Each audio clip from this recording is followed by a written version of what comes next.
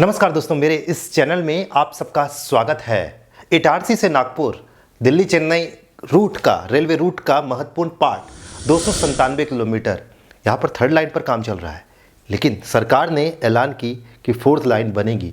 एक तरीके से आप कह सकते हैं कि एक डेडिकेटेड कॉरिडोर फॉर गुड्स, मालगाड़ियों के लिए स्पेशली।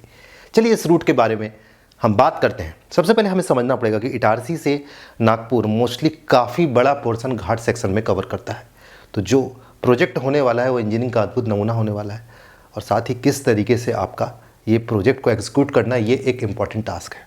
वो तो हो जाएगा, लेकिन उससे पहले हम थोड़ा सा एनवायरनमेंट की बात कर लें।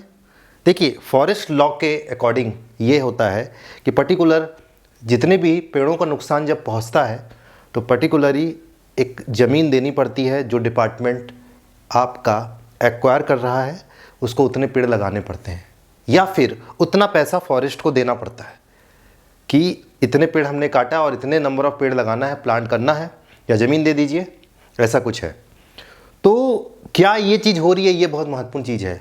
जब विकास होगा तो विनाश होता है, बट उस विनाश को हम ओवरकम या बराबर कर सकते हैं। हमारे पास ऑप्शन है, और कई जगह ऐसा एग्जाम्पल आपको दिखा होगा कि कई बार वृक्षारोपण होता है, बहुत घने घने पेड़ दिखाई देते हैं, मेन मेड होते हैं, वो उसी तरीके से होते हैं कि पर्टिकुलर जहाँ नुकसान पहुँचा है उसको कैसे हम हर्जाना भरे।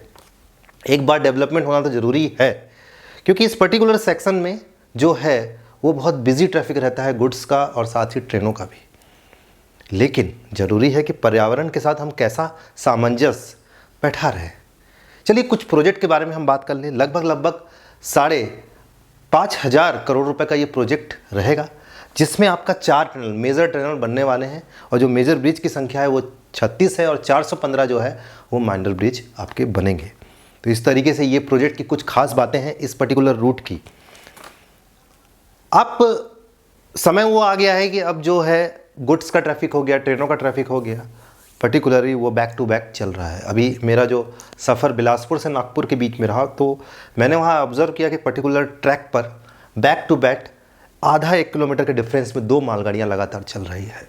यानी कि सिग्नलिंग सिस्टमों को भी पुख्ता किया जा रहा है। बट ये बहुत ज़्यादा ज़रूरी हो जाएगा आने वाले समय में कि किस तरीके से एंटी कोलिजन डिवाइस या एक वार्निंग या ऑटोमेटिक ब्रेकिंग प्रणाली ये होना बहुत ज़रूरी है, क्योंकि हादसे का जो रिपीटेशन होता है वो एक ना एक बार ज़रूर होता है। भले हम कितने भी एक्यूरेट हो जाएं, पर हमेशा एक ना एक बार हादसा होता है। उसको प्रिवेंट करने के लिए, रोकने के लिए बहुत ज़रूरी है ऐसे डिवाइस का उपयोग करना।